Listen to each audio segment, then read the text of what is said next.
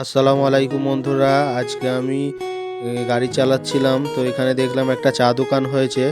চায়ের খুঁড়িগুলো খুব সুন্দর লাগছিল, ওই জন্য আমি নেমে একটু চা খেলাম। দেখতে পাচ্ছেন ভাইরে চা দিচ্ছে। তো চাটা খেয়ে দেখলাম চাটা ভালোই খেতে মোটামুটি, কিন্তু এই খুঁড়িটা খুব সুন্দর দেখতে। তো আমার বাড়িতে এসে খুব মাথা যন্ত্রণা হচ্ছিল, এখানে আমার ভাইজি আমাকে খাইয়ে দিচ্ছিল। এর নাম জান্নাত জাহান।